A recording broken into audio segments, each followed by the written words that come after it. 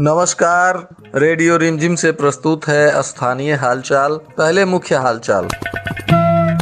Dummy मतदान केंद्र का जिलाधिकारी ने किया निरीक्षण, दिए कई निर्देश। गर्भवती महिलाओं के टीकाकरण के लिए स्वास्थ्य विभाग लगाने जा रहा है अलग से कैंप।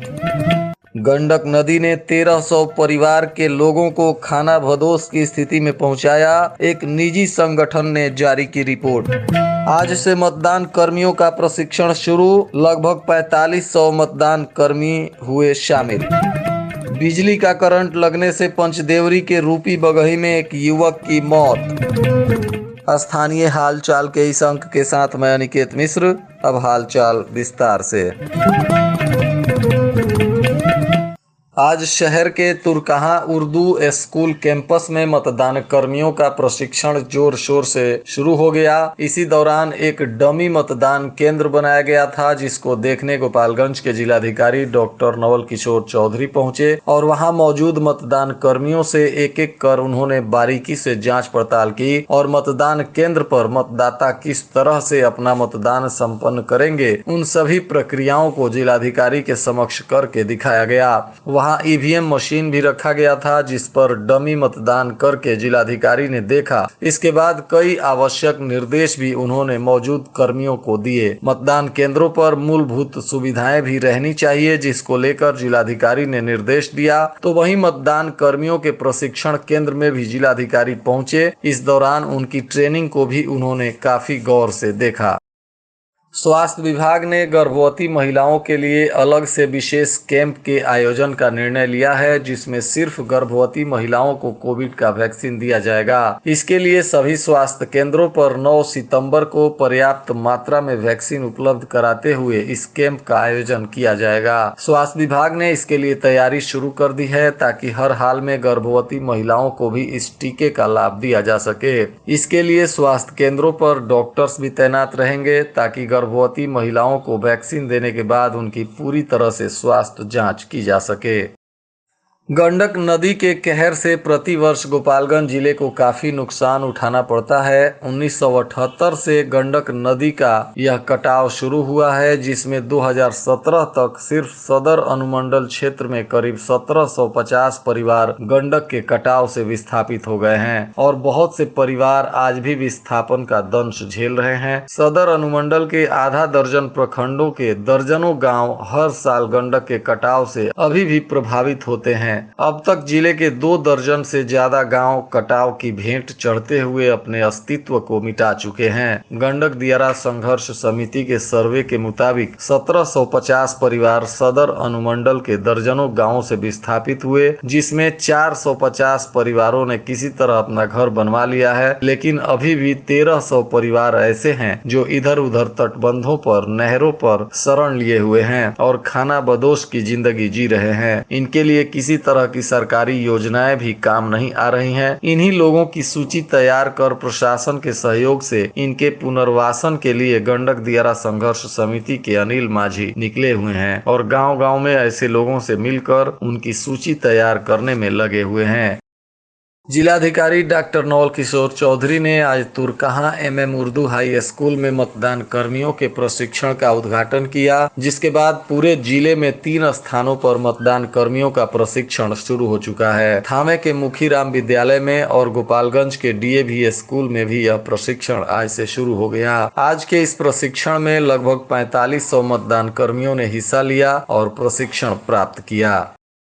कटिया थाना क्षेत्र के रूपी बगही गांव में एक युवक की मौत बिजली के करंट लगने से हो गई है। इस घटना में मृत युवक योगेंद्र पांडे का 21 वर्षीय पुत्र परमेश्वर पांडे बताया जा रहा है। लोगों ने बताया कि जन्माष्टमी का उत्सव चल रहा था, जिसको लेकर झूलन हो रहा था और उसी कार्यक्रम के बाद टेंट वाले मजदूर अपना सामान खोलने लगे। इसी दौरान परमेश्वर साउंड की तार बिजली के प्लग से छुड़ाने के लिए कोशिश करने लगा, जिसके वजह से वह बिजली के चपेट में आ गया और उसकी मौत हो गई। वहीं पुलिस ने शव को कब्जे में लेकर कानूनी प्रक्रिया पूरी की और मृत युवक के परिजनों में चित्कार मचा हुआ है।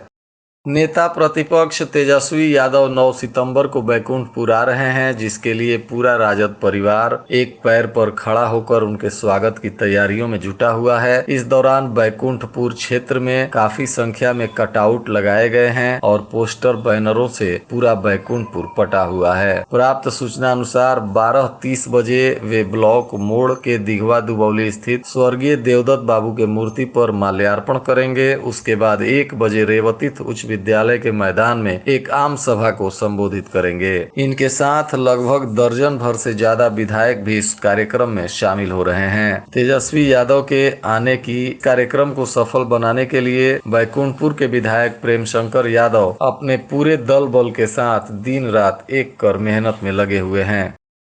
आज विजयपुर प्रखंड के पंचायत चुनाव के लिए नामांकन की प्रक्रिया शुरू हो गई। 2 बजे दिन तक पगरा में 2 और खीरीडीह में 11, जगदीशपुर में 1, मुसहरी में 1, कुटिया में 1, नौतन में सरपंच पद के लिए 1 लोगों ने नामांकन किया। इस दौरान प्रशासन की सक्रियता के चलते अनाधिकृत रूप से प्रवेश वर्जित था और सोशल डिस्टेंसिंग का पालन कराते हुए लोगों से नॉमिनेशन कराया गया। विजयपुर पुलिस ने आज 2 शराबियों को शराब के साथ गिरफ्तार किया, जिसमें शराबी संजय एवं जयप्रकाश बताए जा रहे हैं। ये लोग विजयपुर के निवासी हैं और उत्तर प्रदेश से शराब पीकर तथा एक शराब की बोतल लेकर भी आ रहे थे, जिसके दौरान सुमेरपुर गांव में पुलिस ने इन्हें रंगे हाथों पकड़ लिया और इनकी मोटरसाइकिल भी जब्त करते हुए इनको न्यायिक हिरासत में जेल भेज दिया। दहेज में मोटरसाइकिल नहीं मिलने से नाराज ससुराल वालों ने एक विवाहिता को पीट पीट कर घर से बाहर निकाल दिया। वहीं इस घटना में पीड़िता शबनम खातून ने स्थानीय थाने में अपने पति, सास और देवर सहित 4 लोगों के खिलाफ प्राथमिकी दर्ज कराई है, जिसके बाद भोरे पुलिस इस मामले में प्राथमिकी दर्ज कर जांच पड़ताल शुरू कर दी है। पंचायत चुनाव को स्वच्छ एवं शांतिपूर्ण वातावरण में संपन्न कराने के लिए शस्त्र तथा अनुज्ञप्तियों का भौतिक सत्यापन शुरू हो चुका है, जिसमें प्राप्त सूचना अनुसार भोरे थाने में 10 सितंबर तक ही शस्त्र एवं अनुज्ञप्ति का भौतिक सत्यापन किया जाएगा। इसकी जानकारी थानाध्यक्ष सुभाष कुमार सिंह ने दी और उन्होंने कहा कि तय समय के अंदर ही सभी लोग अपने शस्त्रों का भौतिक सत्यापन करवा लें, अन्यथा समय बीत जाने के बाद भौतिक सत्यापन नहीं कराने वाले अनुज्ञप्तिधारियों के विरुद्ध विधि सम्मत कार्रवाई की जाएगी। जिला प्रशासन के निर्देशानुसार सभी थाना क्षेत्रों में शस्त्र का भौतिक सत्यापन शुरू हो चुका है। इसके लिए शस्त्रधारियों को अपने क्षेत्रीय थाना पर शस्त्र तथा उसका लाइसेंस लेकर भौतिक सत्यापन कराना अति आवश्यक है। इसी कड़ी में गोपालगंज के नगर थाना पर अंचलाधिकारी विजय कुमार सिंह और नगर इंस्पेक्टर के देखरेख में शस्त्र का भौतिक सत्यापन चल रहा है। प्राप्त सूचना अनुसार सिर्फ सोमवार को 97 और मंगलवार को 147 शस्त्रों का भौतिक सत्यापन नगर थाने पर किया गया। यह 12 सितंबर तक चलेगा और तय समय के अंदर ही सभी लोगों को निर्देश दिया गया है कि वे अपने शस्त्र का भौतिक सत्यापन करवा लें। जदयू अधिवक्ता संघ के प्रदेश सचिव एवं संगठन प्रभारी मोहनीश कुमार शाही ने जिलाधिकारी को अपनी 7 सूत्री मांगों को लेकर एक ज्ञापन सौंपा है, जिसमें उन्होंने अधिवक्ताओं की सुरक्षा के लिए एक अलग से निर्देश जारी करने की मांग की है और उन्होंने कहा है कि अधिवक्ताओं को यदि किसी भी वक्त किसी तरह की समस्या आती है तो थानेदार निश्चित रूप से FIR दर्ज कर अधिवक्ताओं को सुरक्षा मुहैया कराएं और दोषी लोगों पर कार्रवाई करें। इसके लिए जिलाधिकारी सभी थानेदारों को निर्देश दें कि सभी लोग अधिवक्ताओं की सुरक्षा पर विशेष ध्यान दें।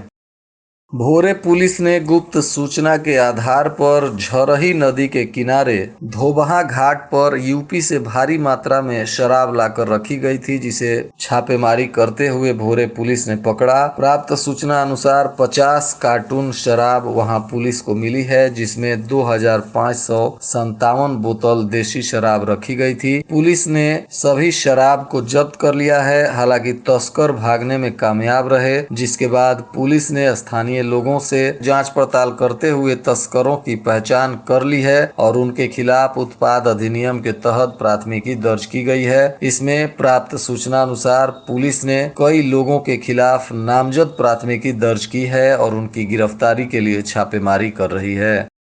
और आज के मौसम का तापमान गोपालगंज में न्यूनतम 27 डिग्री सेल्सियस और अधिकतम 35 डिग्री सेल्सियस रहने की संभावना है। अंत में मुख्य हालचाल एक बार फिर। डमी मतदान केंद्र का जिलाधिकारी ने किया निरीक्षण, दिए कई निर्देश। गर्भवती महिलाओं के टीकाकरण के लिए स्वास्थ्य विभाग लगाने जा रहा है अलग से कैंप। गंडक नदी ने 1300 परिवार के लोगों को खानाबदोश की स्थिति में पहुंचाया, एक निजी संगठन ने जारी की रिपोर्ट। आज से मतदान कर्मियों का प्रशिक्षण शुरू, लगभग 4500 मतदान कर्मी हुए शामिल। बिजली का करंट लगने से पंचदेवरी के रूपी बगही में एक युवक की मौत। इसके साथ ही रेडियो रिमझिम से प्रसारित स्थानीय हालचाल का यह अंक समाप्त हुआ। नमस्कार।